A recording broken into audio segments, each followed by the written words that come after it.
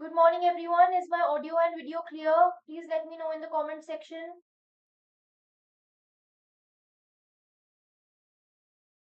Good morning, Manish, Nihal, Kaustav, Prachi, Rahul. Good morning. Please let me know if my audio and video is clear.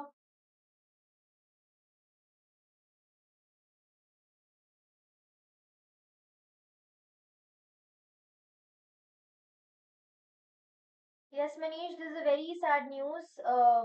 What happened in Pahalgam, right? Good morning, Niranjan.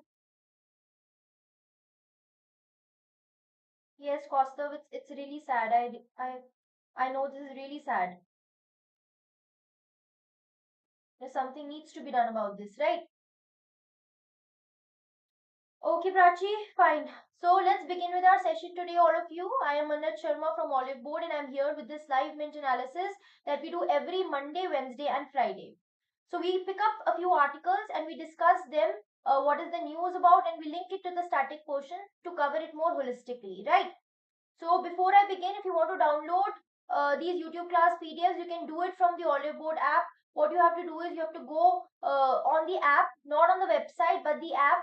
From there, you can go to the courses section, and wahan pe there's going to be a separate section of YouTube class PDFs, a separate folder. From there, you can download these PDFs, right? Fine. So let's begin with the session today. India resists US push to open its dairy market. Now see, we know that India and US, they are entering into a bilateral trade agreement, right? Their negotiations are on. They are entering into a bilateral trade agreement. And a part of that, they are discussing about the dairy market. Now, what this news is about, that the US is saying that please open up your, your dairy market for us. Let US export dairy products to India, but India is refraining US from doing so. Now, why is India refraining, US to bring in their dairy products in India? Let's see what is this news about. Let's see what is the reason why India is not allowing. So India is, it has resisted this pressure from United States to open its dairy market as part of these trade negotiations. Why? Because India is saying that US should adopt the vegetarian certification standards for dairy imports, especially animal feed practices. Now, what happens in India? Animal feed may we do not allow a non-vegetarian food, right? In case of animal feed, non-vegetarian food is not allowed. This is, even ritualistic, a little ritualistic from the religious point of view also. Plus, in India, only vegetarian diet is followed for the animals.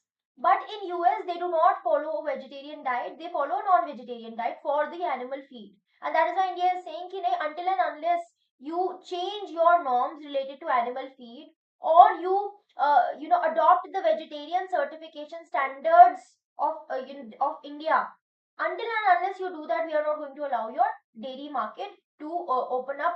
We won't allow your dairy products to come into India. Okay, so that is what this news is about.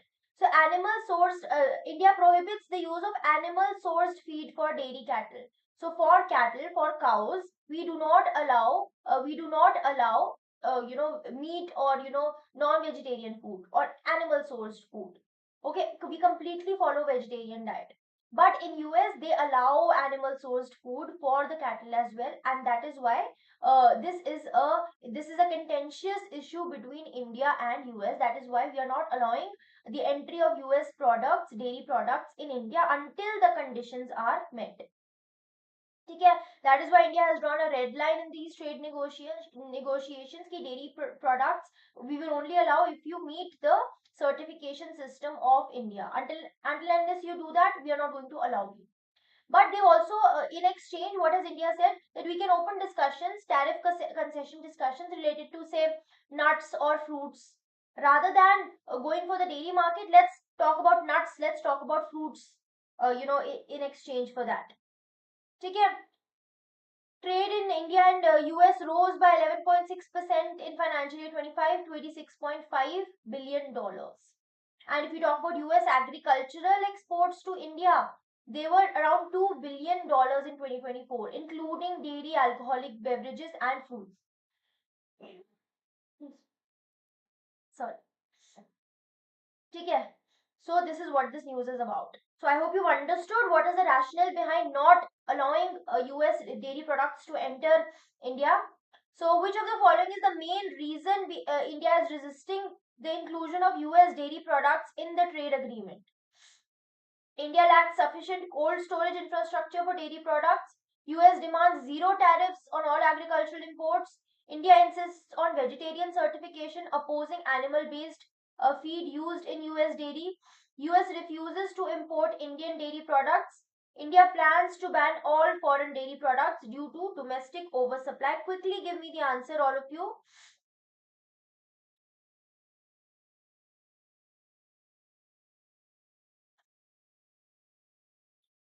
Okay, Kaustav, Nihal, Romil, Prachi. C is the correct answer. Absolutely correct. Very good. India insists on vegetarian certification opposing animal based feed used in US dairy. Right? Okay. More digital nudges weighed as taxman pushes compliance.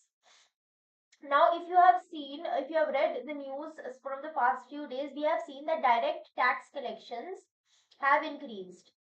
Right? Direct tax collections have increased in this financial year. Right? So this is something positive that we can see. Now, what they have, given the reason, one reason behind this is digital nudges. Digital nudges. So, have you heard, anyone, have you heard about the nudge theory? What is the nudge theory? What is nudging? Basically, anyone? What is the meaning of nudging? This is one of a behavioral practice wherein you use the nudge theory to influence people. Right. So, can anyone tell me what is the meaning of nudge theory? And if you're talking about digital nudges over here, what does this mean? Kostav says no. What about others? Anyone else? Somebody who's attended my classes of ESI, I think you would know because in your first or second class, we discuss about behavioral economics. We discuss about behavioral economics, and very briefly, I have told you about this nudge theory. Minor changes. Manish is saying minor changes. Okay. Anything else?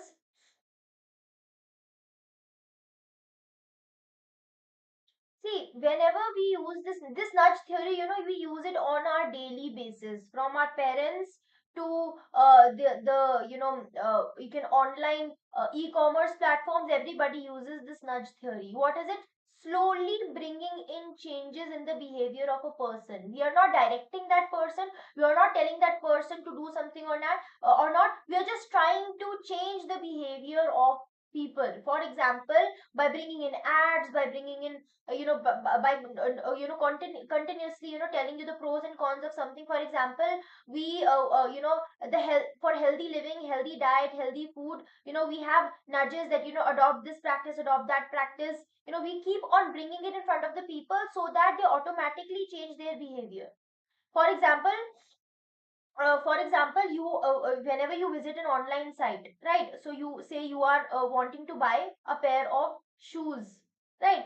Now, what you say that that's not a need for you. You're just casually looking at those shoes. But now on every website, on every on every social media, you see those shoes, and eventually, after 4 or 5 days of watching the same shoes, you eventually buy it. You eventually buy those shoes. So that is what they're doing is they're silently nudging your behavior. They are not directly telling you what to do, what not to do, but what they are doing is they are trying to nudge your behavior, change your behavior. Fine.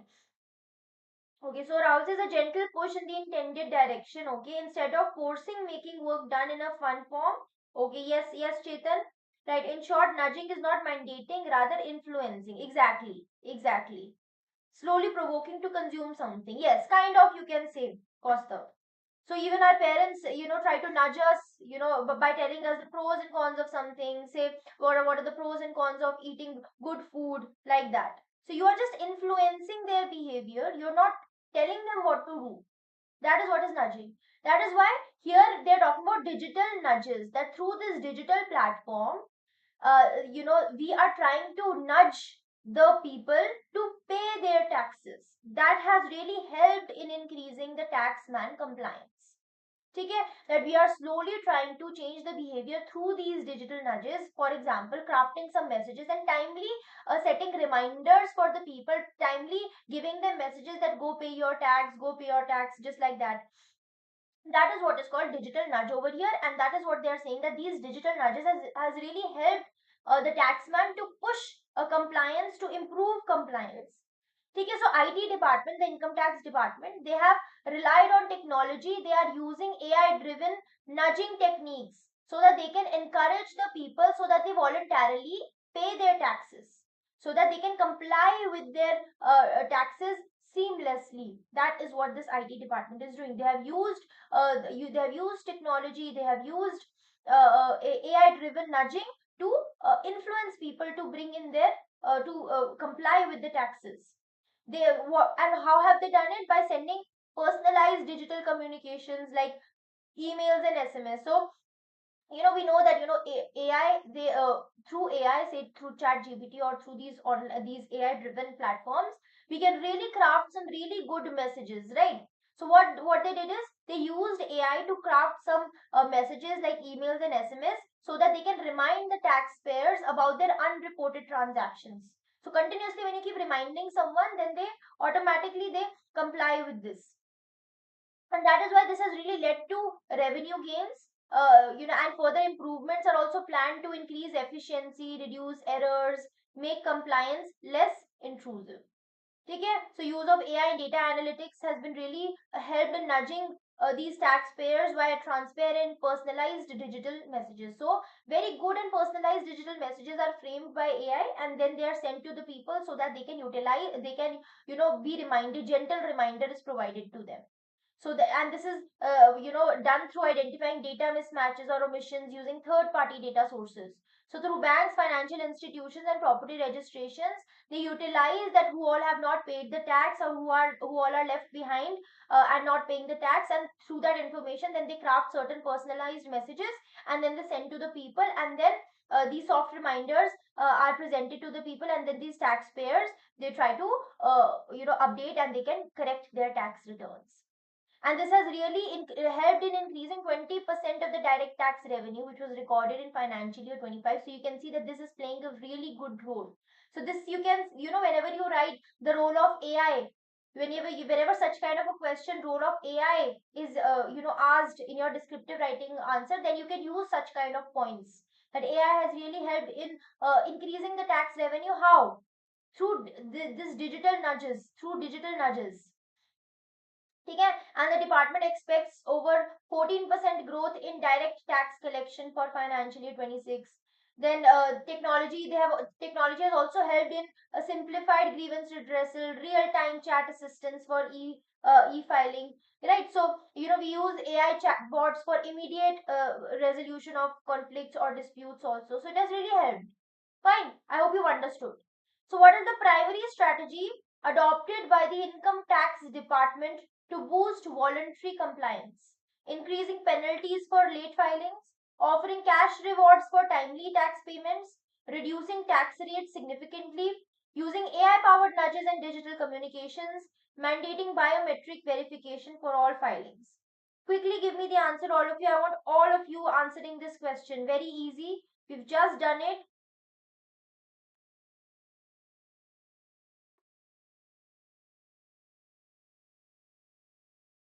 Absolutely correct. D is the correct answer, using AI powered nudges and digital communications. I see so many of you attending the class. You guys should also, reply. You guys should also interact. All of you who's watching the video. ठीक है चलिए, new leprosy treatment regimen pushed. So here we are talking about this problem of leprosy. What is leprosy, anyone? What do you mean by leprosy? हाँ जी, D is the correct answer. Kaustav, Prachi, Nihal, Romil, Rahul, Chetan. Very good. What is leprosy? Anyone?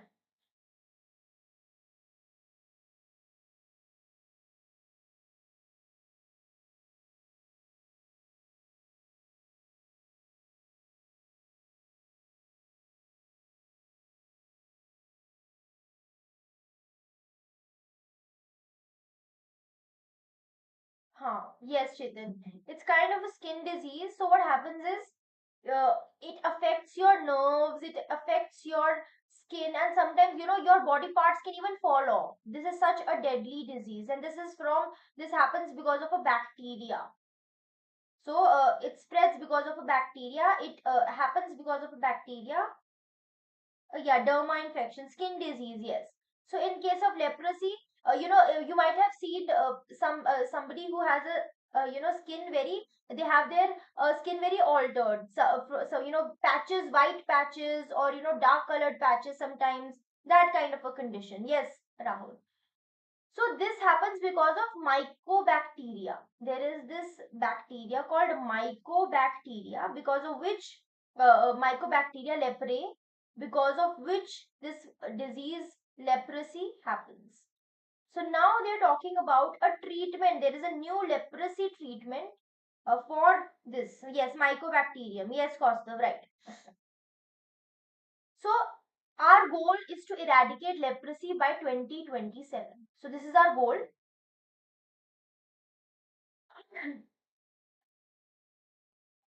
Sorry, excuse me. So, to achieve this goal of eradicating leprosy by 2027, this Ministry of Health and Family Welfare has introduced this treatment plan, a revised treatment plan. Okay, so from a two-drug regimen, they are trying to shift to a three-drug multi-drug therapy. So, what happens is, to cure, to cure some kind of disease, there are drugs that are provided. Till now, for leprosy, only there was this two drug regimen. That means two drugs were provided to treat. You can say, two steps were followed.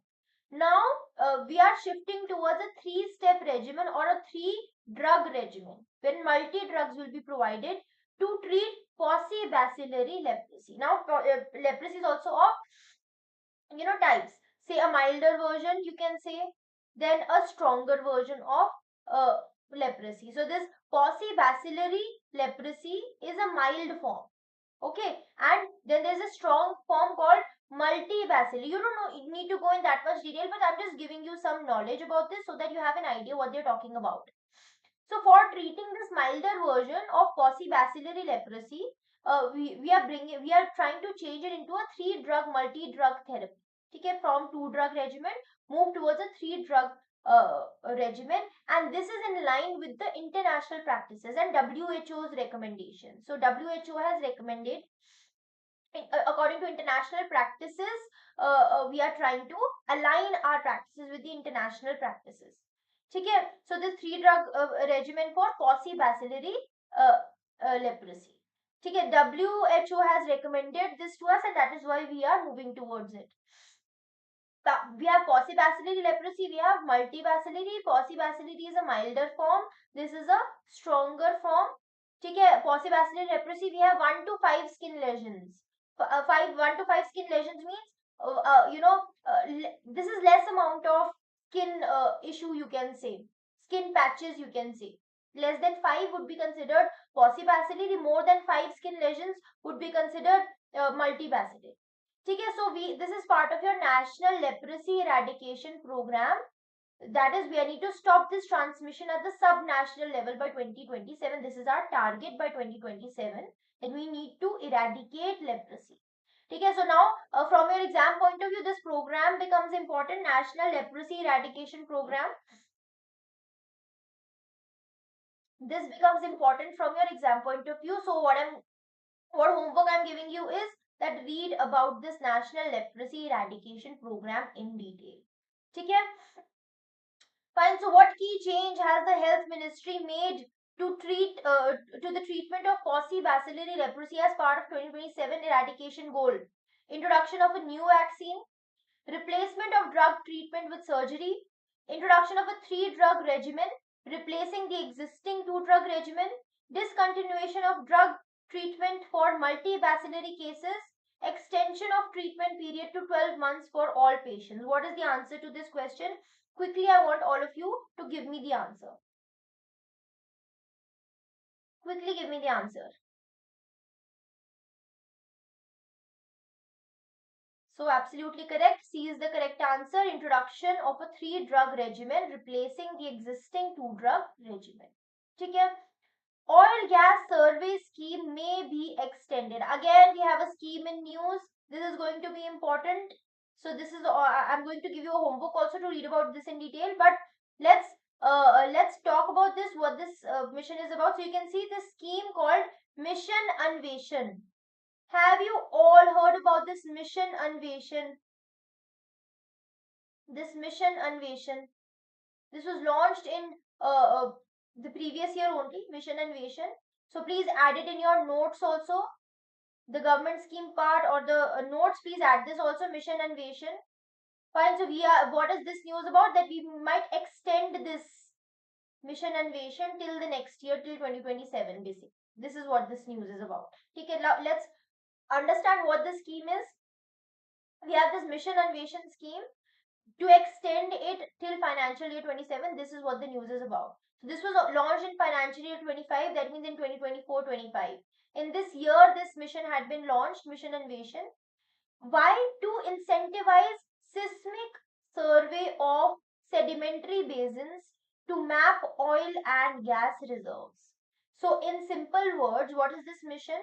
We need to explore where do we have oil and gas reserves, kahan pe we have oil and gas reserves, that we need to explore through this mission. And what are we Costa is saying buffering, is it buffering for others also? Please let me know.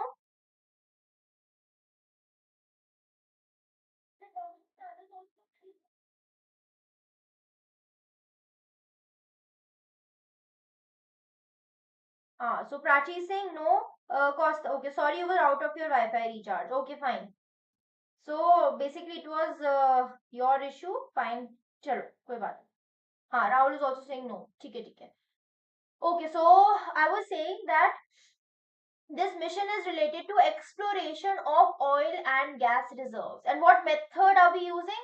Seismic surveys of sedimentary basins. So sedimentary basins in the sense where sedimentary rocks are present. And what are sedimentary rocks? To give you a basic, sedimentary rocks are those rocks which are carried away by the rivers. So there is a source rock. Wahan se these rivers carry sediments with themselves and then they deposit it in the plain areas.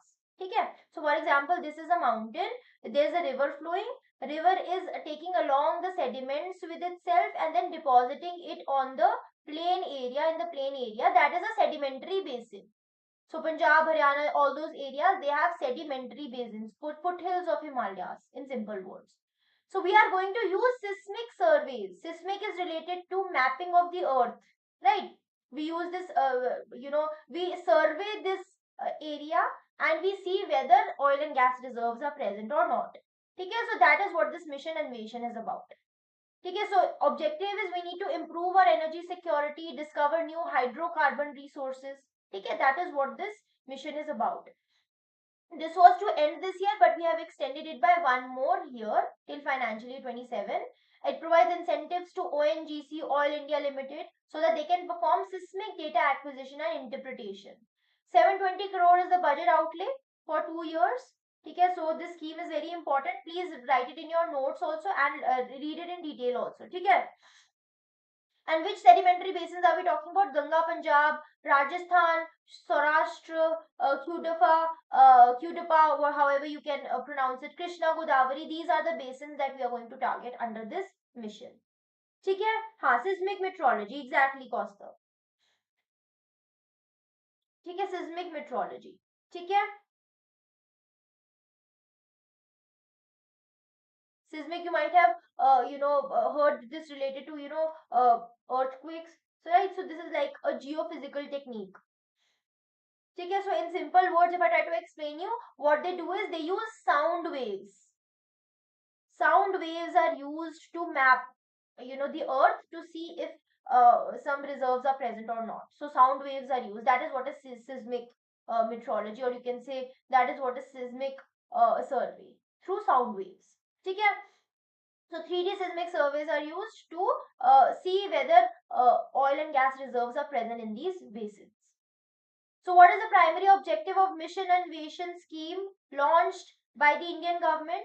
To promote domestic solar power generation, to increase exports of crude oil, train geologists for oil exploration, provide subsidies on petroleum products, incentivize seismic surveys to map oil and gas reserves. What is the answer to this question? Quickly give me the answer.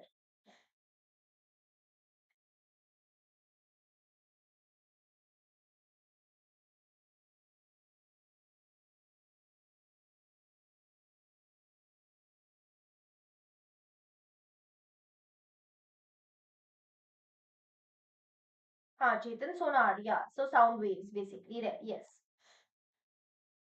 See, so whenever you study any kind of mission, see, you what one way was that you were just cramming it and learning it. Acha, this seismic survey, sedimentary basins to map oil and gas reserves. The other way is that you try and understand that what are sedimentary basins, why are we trying to explore it over here, and what are sedimentary rocks. थोड़ा सा whenever you try and understand something, whenever you are trying to read something, तो उसके meaning को समझने की कोशिश कीजिए and your understanding of concept is going to be very clear. ठीक है, this is not core geography, basic है थोड़ा, तो आपको इसी तरह से you have to understand the schemes. I would have directly told you ठीक है ऑयल एंड गैस रिजर्व्स को ढूंढना है, that is what the scheme is about. But understanding that what technology they are using, seismic surveys they are using, sound waves they are using, है ना. If you try to relate and try to study any scheme or anything this way, going into the details, you will never forget it. ठीक है. Fine. So E is the correct answer. Incentivize seismic surveys to map oil and gas reserves. Well, ठीक है. Then Indian scientists propose to develop world's smallest chip. Now we know that the semiconductor manufacturing, semiconductors are very important in today's era. And semiconductors are very important, and that is why in India also we have national semiconductor mission, for we want to increase this chip making. And we are mostly dependent on imports for these semiconductor chips, right?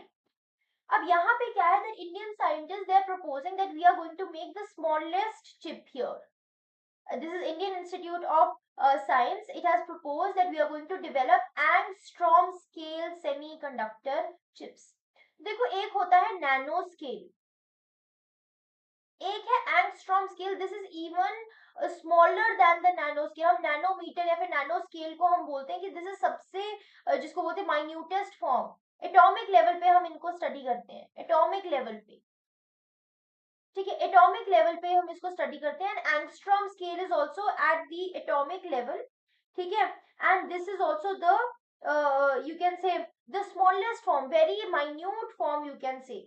ठीक है, तो इसको हम देख सकते हैं 10 raise to power -10 metre तक, इतना स्मॉल होता है ये. -10th of metre you can say, 1/10 of a metre you can say, इतना ज्यादा ये. This is so small. This is smaller than this current nanometre chips. जो नैनोमीटर चिप्स है, अभी अभी तक हम इनको कंसिडर करते थे कि ये स्मॉलेस्ट है. ठीक है, but now we can see that this angstrom scale उससे भी कम है. So if you see talk about nanometer, this is 10 raised to power -9 meter, and this is 10 raised to power -10 meter. This is even smaller than your nanometer scale. ठीक है, that is what this angstrom scale is. तो यहाँ पे semiconductor chips इतने छोटे, they are talking about building this angstrom scale semiconductor. So you can see this is 10 raised to power -10 meter, and your nanometer is 10 raised to power -9 meter. ठीक है, and this can position India as the leader in the next generation semiconductor technology. ठीक है, so we want to develop this angstrom scale chips. 2D materials will be used. A detailed project report, this was submitted to this principal scientific advisor and to METI, which is the Ministry of Electronics and Information Technology. So we are trying to move towards a non-silicon semiconductor technology. ठीक है, अब silicon based तो we have in many countries like US, Japan, South Korea, Taiwan, they use silicon based, but we are trying to move away from that. We're trying to move away from this conventional silicon. We might use graphene like things to build this angstrom scale chips. ठीक है, Fine. So, what is the primary goal of the proposal submitted by IISc scientists to the Indian government? To manufacture silicon-based chips in bulk, to commercialize 3 nanometer chips in India, to develop Angstrom-scale chips using 2D materials, to partner with MediaTek and Samsung, to ban imports of semiconductor chips. What is the answer?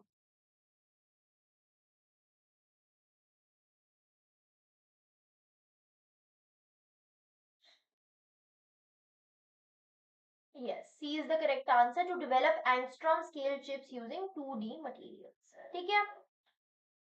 Then demand for work under rural job scheme hits 4-month low. So abhi, what scheme are we talking about here? We are talking about MG Rega. We are talking about this Mahatma Gandhi National Rural Employment Guarantee scheme, you can say. We are talking about this scheme. In the previous month only, or say 3-4 weeks back only, we had talked about that how the rural job demand has been increasing under Manrega, right? We saw this, and we also saw that this is a indicator of rural distress, that we are not able to get jobs in other areas. That is why the demand under this scheme is increasing, right? But now we have this news that in under this scheme the demand has decreased. It is a 4-month low in March 2025. In February we saw that the demand was increasing, but now we see that the job demand under this scheme has been decreasing. So this is an indicator that the rural job opportunities are increasing, and seasonal employment shifts we can also see. Okay. The number of households that were seeking work declined from 217.9 million in February to 186.4 million in March. Okay. So, Manregs, if you see the scheme is, is like a barometer of rural distress. So, whenever we see that the demand under this scheme is increases, we mean that the job opportunities are less. When the demand is decreasing under this scheme, that means the people do have alternative sources of employment. Right, so this is signaling that there is improved rural employment prospects. So this can be, because of consumption and investment. The government is trying to boost consumption investment. RBI is also bringing in changes to boost consumption. Yes, Kaustav, you're right. Okay, and we can see that this India's GDP growth in this quarter 3 had also increased to 6.2%. Financial year 26 budget allocation is 86,000 crore, which is the same as the previous year. Okay, and government may revise the allocation. And what is this scheme about? It provides 100 days of guaranteed wage employment to the rural households. Fine, this is what the scheme is about. So go and read about this. Is a very prominent scheme, mostly in news. So you need to read about this in detail. So what was the budget allocation for Manregs in financial year 26 as mentioned in the article? 90,000 crore, 86,000, 80,000, 75,000, 95,000 crore. What is the budget allocation? Quickly give me the answer. Quickly give me the answer.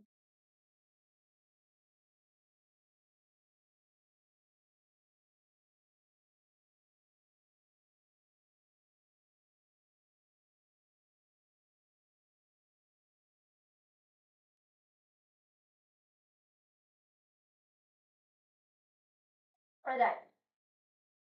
86,000 crore. B is the correct answer. Very good. Now here we have again, government imposes 12% safeguard duty on steel. Again we have a news related to tariff. तो यहाँ पे Indian government has put 12% safeguard duty. ठीक है, safeguard करने के लिए. That is why. Yes, 86,000. Yes Chetan. ठीक है. So 12% safeguard duty has been put on steel imports for 200 days. So कितने दिन के लिए? For 200 days, 12% safeguard duty has been put on steel imports to protect the domestic steel industry. Why? Because there might be cheap imports from China, Japan, South Korea because of this, trade war, or you can say the tariffs that are imposed by US. Because of this, we already saw in the previous articles also that the products they are going to buy, they are going to be diverted towards India. China, Japan, South Korea, they might divert their products to India. and so that it does not hamper the domestic steel industry, specifically these steel imports, so that they do not hamper the domestic industry. That is why for 200 days we have imposed a 12% safeguard duty. Okay, this was recommended by DGS, Directorate General of Safeguards, to prevent injury to local manufacturers due to this global overcapacity and subsidized pricing because of these tariff structures. Okay, this will be applicable for 200 days and it is going to be effective from 21st April. Okay, so this is imposed to counteract cheaper steel imports, especially from China, Japan, South Korea. They might dump it in India. That is why we are trying to control. And India's steel imports surged 9.5 million tons in financial year 25, which is the highest since financial year 16. And this duty, it applies to all steel imports. So it is not selective by any country, but it is it is going to rely on all steel imports. It is easier to implement than custom duties. Domestic producers like Tata Steel, they support this move, and India is now the net importer of finished steel, if you see. Okay, so what percentage of safeguard duty has the Indian government imposed on steel imports in April 2025? 10, 15, 8, 12 or 25%.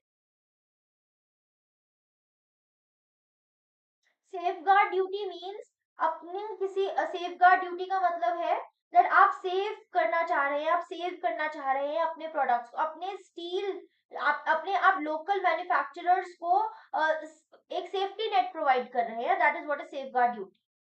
बस नाम है safeguard, just to safeguard the local manufacturers, just to safeguard the local production of steel, so that it does not hamper the domestic producer. That is why we are trying to safeguard. This is a safeguard duty to protect. It is kind of a protective tariff. You can consider it as a protective tariff to protect the domestic industry of steel. That is why we have put this tariff. Okay, ठीक है. Fine. So D is the correct answer, 12%. Now, RBI's new liquidity coverage norms are big boost to banks. I'm not going to discuss this article in detail because today at 4 p.m. I'm going to take a session because RBI has brought in new guidelines related to your liquidity coverage ratio. So new guidelines have been brought in by RBI related to your liquidity coverage ratio. So we are going to do this. We are going to do a detailed session on this at 4 p.m. today. So I want you guys to attend that. But because this was in the news, because this was in the newspaper, that is why I've brought it over here. Let's discuss this very briefly and then we are going to move forward. And today evening at 4 p.m. we are going to discuss in detail the guidelines. ठीक है? हाँ, exactly. Increasing the tariffs on imports. Yes, Nehal, exactly.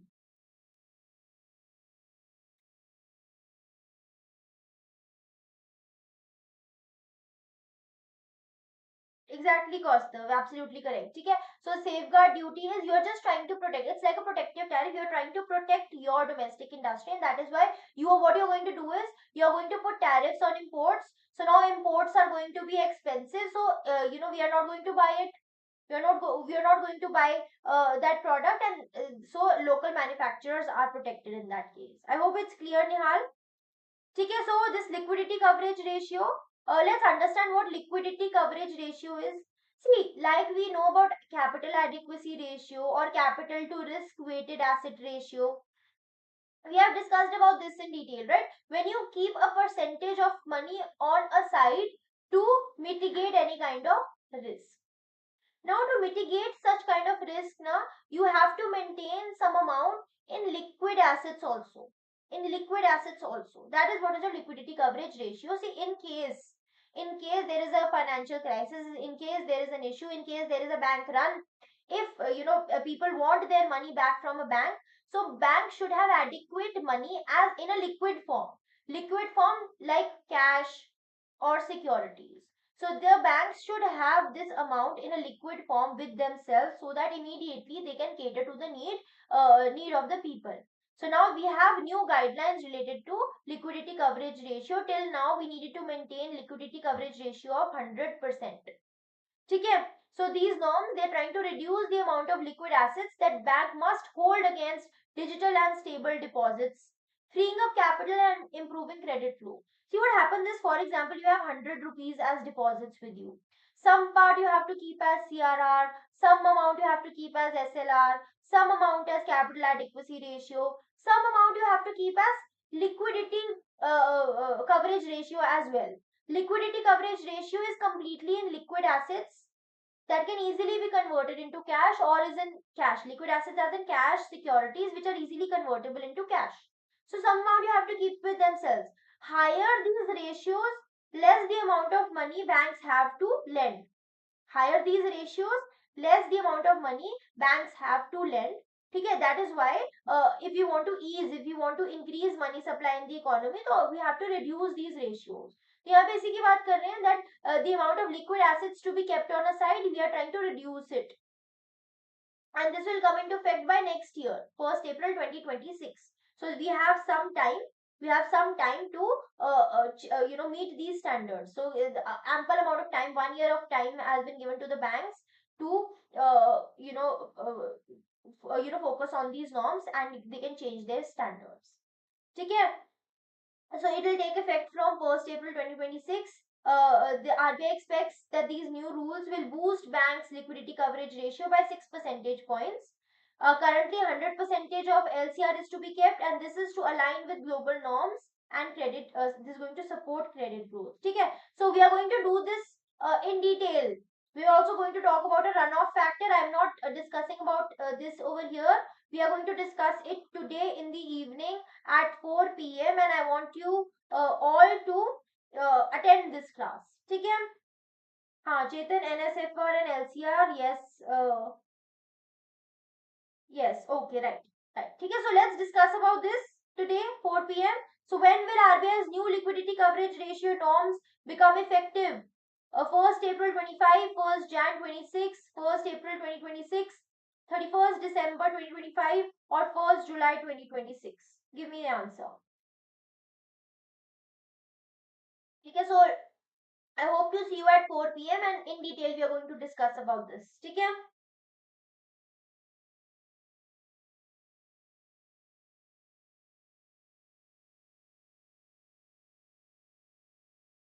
Right. So 1st April 2026 is the correct answer. Okay? Right. Right, all of you. Now, core sector output grows 3.8% in March, highest in 2 months. Now, again, we have core sector over here.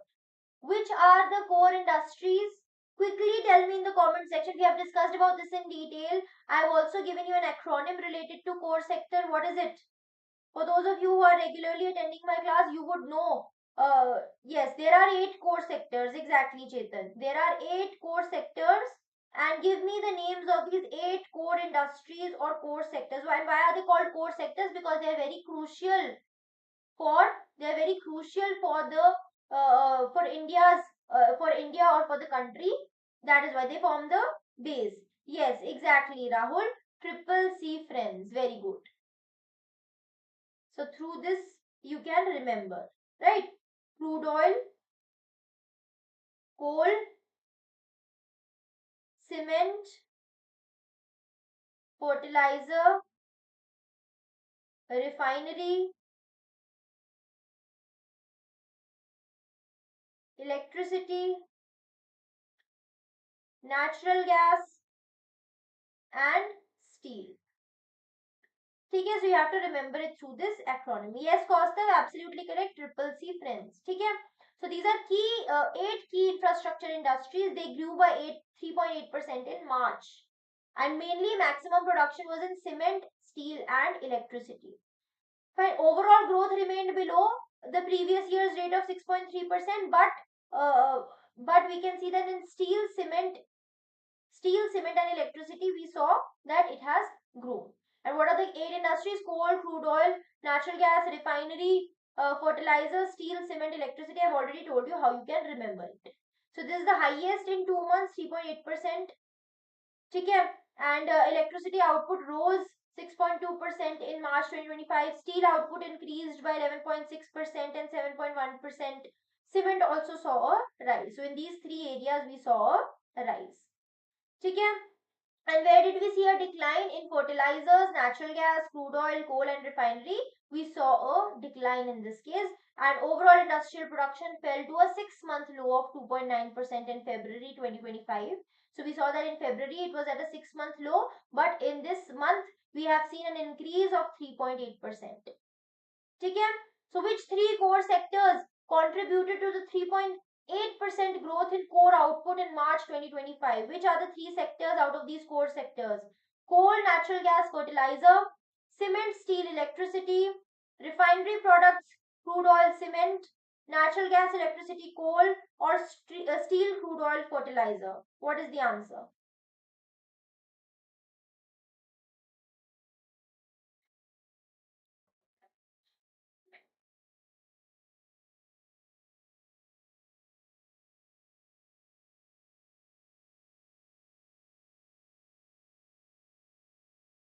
Hanji. Yes, all of you absolutely correct. B is the correct answer. Cement, steel and electricity. Okay. Then we have India, this important article. India must diversify its exports of manufactured goods. Let's see what this article talks about. If we talk about recent export performance of India, then we can see that there is a stagnation in goods exports. There is a global trade growth we can see, but there is a stagnation in goods export. There's a need for diversification in India's export basket. We need to diversify the kind of exports we are bringing in, the kind of exports we are doing. We need to diversify it. Why? To mitigate risks and seize these emerging geopolitical trade opportunities. So we can see that there's a lot of risk geopolitically. So we need to do something about this manufacturing sector. We need to do something about these manufactured goods ka exports basically. We have seen that there is zero growth in 2024-25. India's goods export showed zero growth, and global trade growth is 3.7%, and India may zero growth. We can see a decline in key sectors like gems and jewelry. There has been a steep decline in this sector. Geopolitical opportunities. There are geopolitical, the global trade dynamics are changing. Sorry, excuse me.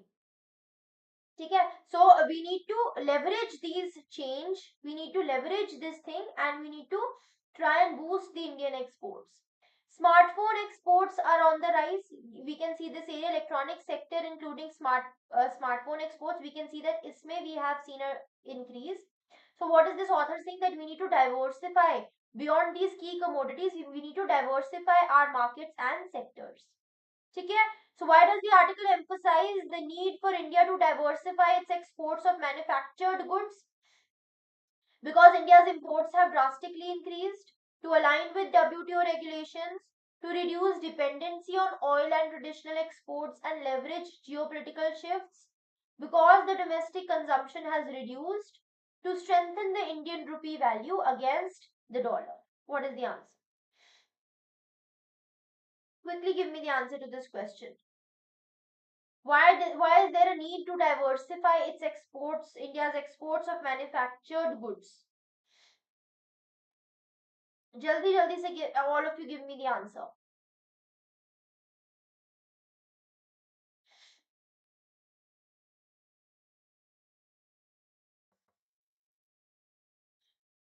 Yes, absolutely correct, all of you. C is the correct answer. To reduce dependency on oil and traditional exports and leverage geopolitical shifts. Okay, so that is all from my side. These were the important articles that I wanted to cover with you. If you want to connect with me beyond these live sessions, you can connect with me on Telegram. Just type Mannat Educator and you will be able to have access to my Telegram group. So we, discuss it there as well. And I try to bring in some important stuff in the group as well. If any discussion is needed, anything, so you can connect with me on the group. ठीक है? Costa, what are you asking about? Oil mentioned where? Where? You're welcome, Prachi. You too have a great day. PM today. Kaustav, I didn't get your question. Please repeat. If there's any other question anyone wants to ask, you can ask me in the comment section. Okay, Chetan, have a nice day. Thank you so much.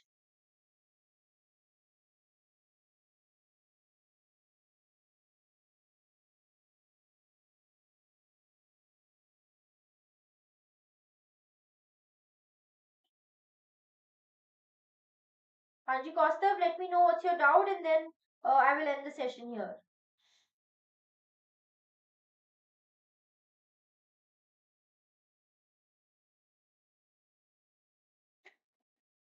Let me open it for you. Just a second. You're welcome, Rahul. Hanji. Dependency on oil also to reduce dependency on oil and traditional exports and leverage geopolitical shifts. That means just basically diversify your exports. Fine. That is what this article talks about. Okay? Fine, everyone. I will see you at 4 p.m. today. And okay, I will provide annotated PDF. Don't worry, Kaustav. I'll do that. Fine. Chalo. That is all, everyone. Take care. Have a nice day. Keep studying. All the best to all of you. And I'm going to see you again at 4 p.m. Bye.